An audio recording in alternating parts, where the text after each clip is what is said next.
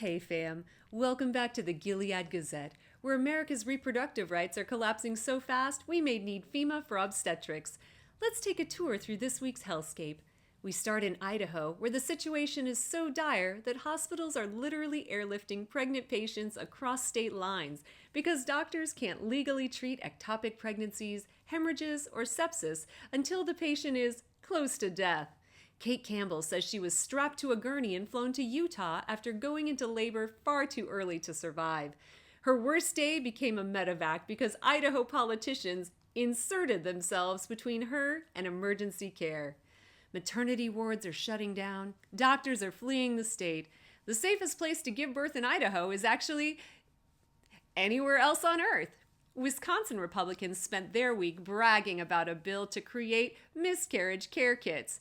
These are basically DIY trauma boxes, gauze, plastic gloves, maybe a pamphlet, for women to manage miscarriages alone at home because the state refuses to let doctors do their jobs. No oversight, no follow-up, just, here's a bucket, sweetheart. Hope your bathroom floor is sterile. We now have lawmakers replacing medicine with Etsy. And we're staying in Wisconsin because, well, when it comes to reproductive cruelty, they don't believe in stopping after just one bad idea.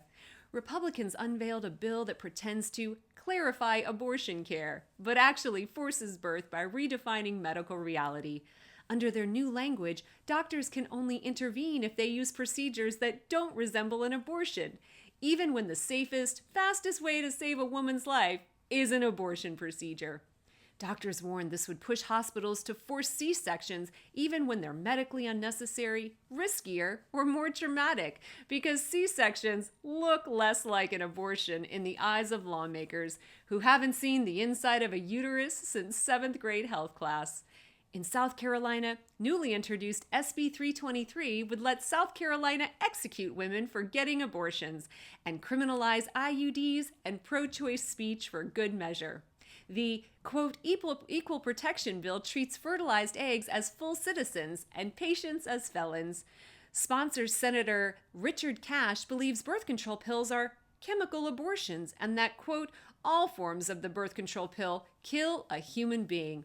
This is part of a broader wave of so-called equal protection bills, laws that claim fetuses, embryos, and even fertilized eggs are constitutional persons under the 14th Amendment. Meanwhile, a new report from the Campaign for Accountability found that AI chatbots from Google, Meta, Perplexity, and OpenAI are steering women searching for abortion information toward anti-abortion crisis pregnancy centers, even in states where abortion is legal.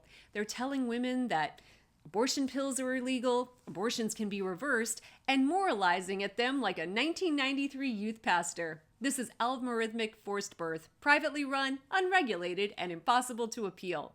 And one of the biggest sleeper stories of the week, Teen Vogue exposed how beauty and wellness influencers are quietly funneling teen girls into the far right.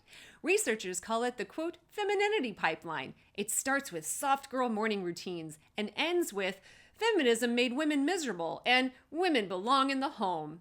Pastel QAnon, traditional femininity, clean living that morphs into anti-trans propaganda, anti-feminism, and neo-reactionary politics, all wrapped up in a pink bow the algorithm can't resist. They're telling women their birth control is poisoning them while debating eye creams. It's misogynistic white nationalism wrapped in skincare routines. This week's reproductive forecast: zero rights, rising extremism, scattered state violence, and a 90% chance Republicans tell you it's all medical freedom. Winter isn't coming. It's already here. So here's your weekly reminder. The people doing this want you numb, distracted, and tired. Silence is how Gilead wins. Outrage is how we survive it. If they weren't afraid of us, they wouldn't be doing any of this. And that fear? We can use it.